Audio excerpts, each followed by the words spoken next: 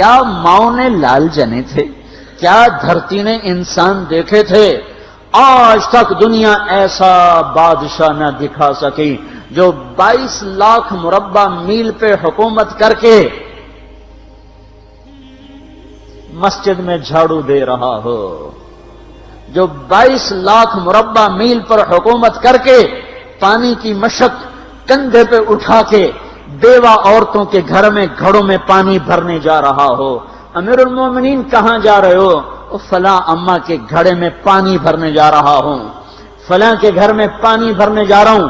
22 لاکھ مربع میل پہ حکومت کر کے دھرتی نے ایسا بادشاہ نہیں دیکھا جو اونٹ چراتا پھر رہا ہو، اور جو بیت المال کا اونٹ گم ہوا چولے کو باندھا اور دوڑ لگائی، آگے احنف بن قیس ملے، ارے کہاں جا رہے ہو امیر المومنین؟ کہ تو بھی آجا، بیت المال کا اونٹ گم ہو گیا ہے، مل کے تلاش کریں۔ پتہ نہیں کتنے مسلمانوں کا اس میں حصہ ہے۔ دھرتی ایسا بادشاہ نہ دکھا سکے گی، نہ دکھا سکے گی، کوئی ایسا آیا ہی نہیں ہے کہ جو اتنی بڑی سلطنت کا مالک ہو اور کیکر کے درخت کے نیچے بغیر پیروں کے سو رہا ہو۔ یہ ہمارے چھوٹے چھوٹے حکمران، ووٹوں کے ذریعے سے کرسیوں پر بیٹھنے والے، ان بے وقوفوں کے آگے بھی پہرے، پیچھے بھی پہرے، دائیں بھی پہرے، بائیں بھی پہرے، اوپر بھی پہرے، ان کی گاڑیاں بھی بلٹ پروف، یہ پھر بھی ڈرتے ڈرتے جا رہے کہ انہوں نے ظلم کیا، یہ اپنی ذات میں خوف زدہ ہو گئے۔ عمر نے اپنے نام کے ساتھ فاروق کا لقب آپ نے کہا عمر فرق بین الحق والباطل، عمر وہ عمر ہے جس نے حق اور باطل میں فرق کر کے دکھا دیا، اس لیے یہ فاروق ہے، اس نے حق اور باطل میں فرق کر کے دکھایا، یہ فاروق ہے۔ حسن بصری فرمایا کرتے تھے اپنی محفلوں کو عمر کے ذکر سے سجاؤ۔ حضرت عائشہ فرمایا کرتی تھیں عمر کے تذکرے کیا کرو، کہ جب عمر کا تذکرہ ہوتا ہے تو عدل کا تذکرہ ہوتا ہے، جب عدل کا تذکرہ ہوتا ہے تو اللہ کا تذکرہ ہوتا ہے۔ کہ ہم عائشہ رضی اللہ تعالیٰ عنہا فرمایا کرتی تھیں اتنے بڑی سلطنت پر حکومت کرنے کے بعد اللہ کی راہ میں جانے والے مجاہدین کے گھر گیا کھڑا ہوا ہے، دروازے پہ دستک دے رہا ہے، بیٹی کوئی بازار سے سودا لینا ہو تو مجھے بتاؤ، تیرے گھر والا تو اللہ کی راہ میں ہے، میں تمہارے گھر کا سودا لے آؤں، کیا کیا چیز چاہیے؟ تم نے اپنے خامند کو خط لکھنا ہوگا، تم تو لکھنا نہیں جانتی، مجھے بتاؤ میں تیرے خامند کو تیری طرف سے خط لکھوں۔ اما تیرا بیٹا اللہ کی راہ میں گیا ہوا ہے، مجھے بتا میں تیرے بیٹے کے نام تیری طرف سے خط لکھوں۔ اتنی بڑی جس کے سامنے قیصر اور کسرا زیر و زبر ہو گئے، کج کلا، وہ زمین میں جا کے تہ خاک میں وہ سارے ہیرے لال جواہر، وہ زمین میں لوٹ پوٹ کرنے والا، کسرا کے تخت کو توڑنے والا اور روم کی طاقت کو توڑنے والا، آل ساسان کی طاقت کو توڑنے والا اور نوشیروان کے خزانے مدینے میں لانے والا اور خسر و پرویز کے خزانے مدینے میں لانے والا اور رومت الکبرا کے خزانے مدینے میں لانے والا خود اپنے کرتے میں 14 پیوند لے کے چل رہا ہے، 14 پیوند کے ساتھ کرتا ہے، مہینے میں 1 دن گوشت کھاتے تھے،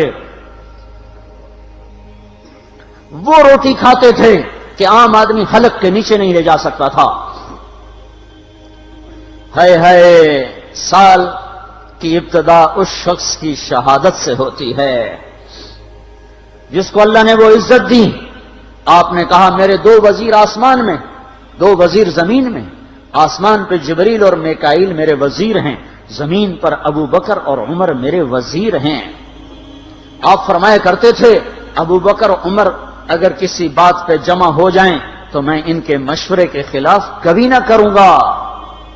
ابو بکر تیری مثال ابراہیم کی ہے، عمر تیری مثال نوح علیہ السلام کی ہے، ابو بکر تیری مثال عیسیٰ علیہ السلام کی ہے، عمر تیری مثال موسیٰ علیہ السلام کی ہے۔ آپ مسجد میں آئے، آپ کے دائیں طرف ابو بکر تھے، بائیں طرف عمر تھے، آپ اندر آئے اور کہا دیکھو اسی طرح قیامت کے دن ہم اٹھیں گے کہ میرے دائیں طرف ابو بکر ہوگا، میرے بائیں طرف عمر ہوگا اور ہم ہاتھوں میں ہاتھ دیے ہوئے اٹھائے جائیں گے۔ اور ایک حدیث میں آتا ہے اور میرے قدموں سے بلال کو اٹھایا جائے گا جو نکلتے ہی اذان دے گا،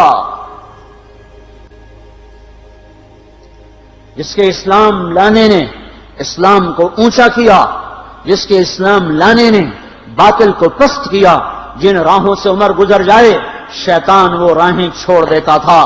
عرفات کا میدان تھا، 1.25 لاکھ مقدس ہستیاں سامنے ہیں۔ میرے نبی نے فرمایا اس وقت میرا اللہ میرے سب صحابہ پہ فخر کر رہا ہے اور عمر بن خطاب پہ خاص طور پہ فخر کر رہا ہے، خاص طور پہ فخر ہو رہا ہے، عمر بن خطاب پہ خاص طور پہ فخر ہو رہا ہے۔ میرے بعد کوئی نبی ہوتا عمر ہوتا۔ عمر، میں نے رات جنت میں محل دیکھا، ایک اینٹ موتی کی، ایک یاقوت کی، ایک زمرد کی۔ میں نے پوچھا یہ کس کا ہے؟ کہا گیا ایک قریشی کا ہے۔ میں نے کہا میں قریشی ہوں، اتنا خوبصورت محل ہے، میرا ہی ہوگا۔ جب جانے لگا تو فرشتے نے کہا یہ آپ کے غلام عمر بن خطاب کا ہے۔ وہ کیا مبارک لوگ ہیں کہ جنہیں نبی کے گھر میں قبر نصیب ہو، ایک طرف ایک ساتھی، ایک طرف دوسرا ساتھی، جن کو نبی کے دو پہلوؤں میں جگہ ملی ہو۔ وہ کیسی عظیم ہستیاں، اتنی بڑی سلطنت کا مالک اور اتنے بڑے عدل کی نشانی بن کر مدینے میں مسجد میں بیٹھے رو رہے ہیں۔ امیر المومنین کیوں رو رہے ہو؟ کہا دجلہ کے کنارے کتا بھی پیاسا مر گیا تو پوچھ تو عمر کی ہوگی، فرات کے کنارے کتا بھی پیاسا مر گیا تو پوچھ تو عمر کی ہوگی۔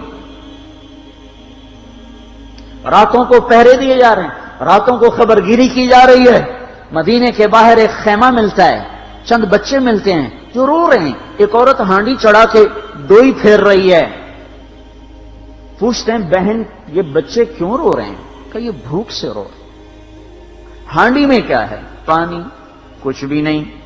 کیوں چڑھایا ہوا ہے؟ بہلانے کے لیے۔ سو جائیں گے روتے روتے، میرا اور عمر کا اللہ کے ہاں فیصلہ ہوگا۔ تو عمر کی ہچکیاں بن گئیں کہ عمر کو بہن تیرے حال کی کیا خبر؟ کہ پھر ہمارا بادشاہ کیوں بنا ہے؟ اگر ہمارے حال کی خبر نہیں لیتا تو ہمارا خلیفہ کیوں بنا ہے؟ پر لگ گئے، بیت المال سے سامان نکالا، بوری بھری، سر پہ اٹھائی، کمر پہ اٹھائی۔ غلام اسلم نے کہا میں اٹھاؤں؟ کہ قیامت کے دن بھی میرا وزن تو اٹھائے گا۔ اسی طرح بھاگے ہوئے آئے، پنیر نکالا، آٹا نکالا، گھی نکالا، شہد نکالا، ڈال کے ہانڈی میں نیچے آگ، خود دھواں گیلی لکڑیوں میں پھونکے مار مار مار آگ جلائی، حلوہ تیار کیا، پھر پلیٹوں میں ڈال ڈال کے بچوں کو کھلایا۔ وہ عورت کہنے لگی کاش عمر کی بجائے تو خلیفہ ہوتا۔ تو یہ نہیں کہا کہ میں ہی عمر ہوں، میں ہی عمر ہوں۔ فرمایا جب کل تو امیر المومنین سے ملے گی تو مجھے بھی وہیں دیکھ لے گی، مجھے بھی وہیں پا لے گی۔ پھر وہاں بیٹھ کے دیکھتے رہے، اٹھ کے چل دیے۔ بچے ہنسنے لگے، کھیلنے لگے، تو اپنے غلام سے فرمایا میں نے انہیں روتا دیکھا تھا، میرا جی چاہا میں انہیں ہنستا بھی دیکھوں۔ 22 لاکھ مربع میل پہ اسلام پھیلا کر حکومت اس سے بھی بڑے علاقے میں لوگوں نے کی۔ چنگیز نے اس سے زیادہ فتوحات کی، محمود غزنوی نے اس سے زیادہ کی، سکندر تیمور نے اس سے زیادہ کی۔ پر فتوحات کر کے یوں خدمت کر رہا ہو، پانی بھر رہا ہو، اونٹ چرا رہا ہو، امامت کرا رہا ہو، 14 پیوند لگے کپڑوں کے ساتھ خلافت کے تخت پر بیٹھا ہوا ہو، یہ دھرتی میں پھر کوئی نہیں آئے گا۔ ہے نماز میں خنجر لگا، نماز پڑھاتے ہوئے 27 ذوالحج، 27، 28، 29 یکم کو انتقال ہوا۔ یکم محرم موت کے آثار گہرے نظر آئے۔ بیٹے کو بلایا کہ بیٹا جاؤ اما عائشہ سے پوچھ کے آؤ کہ عمر اپنے ساتھیوں کے ساتھ دفن ہونے کی اجازت چاہتا ہے۔ امیر المومنین کے لقب سے بات نہ کرنا، عمر کہنا۔ عمر، اب میں امیر المومنین نہیں رہا۔ جب وہ پوچھنے گئے تو حضرت عائشہ رو رہی تھیں۔ انہوں نے عرض کی اما جان میرا باپ اپنے ساتھیوں کا پڑوس چاہتا ہے۔ انہوں نے فرمایا یہ جگہ تو میں نے اپنے لیے رکھی تھی، لیکن اگر عمر چاہتے ہیں تو ان کو مجھ پر فضیلت ہے، میں ان کے لیے دستبردار ہوں۔ انہوں نے واپس آ کر خوشخبری سنائی، مبارک ہو اجازت مل گئی۔ کہ نہیں شاید میرے شرم میں اجازت دی ہو، جب مر جاؤں تو مجھے دوبارہ دروازے کے سامنے رکھ کر پھر جا کے پوچھنا، اس وقت اجازت ملے تو پھر لے جانا، ورنہ مجھے بقیع کی طرف لوٹا دینا۔ اتنے میں حضرت علی آئے، پریشان دیکھا، عمر کیوں موت سے ڈر گئے؟ کہ نہیں، موت کے بعد کی گھاٹی سے ڈر رہا ہوں۔ کہ ڈرو نہیں، میرے ان کانوں نے سنا ہے اور اتنی دفعہ سنا ہے کہ میں گن نہیں سکتا کہ اللہ کے نبی فرمایا کرتے تھے ابو بکر اور عمر جنت کے بڑی عمر کے لوگوں کے سردار ہیں۔ آپ نے فرمایا تو اس بات کی گواہی دے گا؟ کہ میں بھی دوں گا، میرا بیٹا حسن بھی دے گا۔ امام حسن بھی ساتھ تھے۔ کہ میں بھی دوں گا، میرا بیٹا حسن بھی گواہی دے گا۔ پھر بھی ہے جو جنت کی بشارتیں لیے ہوئے ہیں، 10 مبشرہ، ابو بکر جنتی، عمر جنتی، عثمان جنتی، علی جنتی، طلحہ جنتی، زبیر جنتی، ابو عبد الرحمن بن عوف جنتی، ابو عبیدہ بن جراح جنتی، سعید بن زید جنتی۔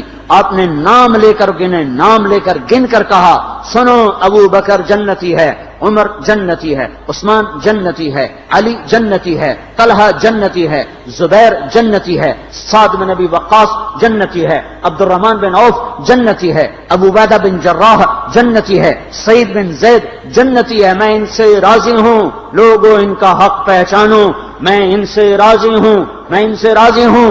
پھر آپ نے فرمایا اگر تم نے ان کے بارے میں کسی ایک کے بارے میں بھی دل میں بغض لے کر مر گئے، اور تم نے اتنی بندگی کی تھی کہ سوکھ کے کانٹا ہو گئے تھے، روزے اتنے رکھے تھے کہ پیٹ کمر کو لگ گیا تھا، سجدے اتنے کیے تھے کہ تمہارے ماتھے اور گھٹنوں پر پتھروں جیسے نشان پڑ گئے تھے، اتنا کچھ کر کے ان 10 میں سے کسی ایک کا بغض لے کر اگر تم مر گئے تو اللہ تمہیں منہ کے بل جہنم میں گرا دے گا۔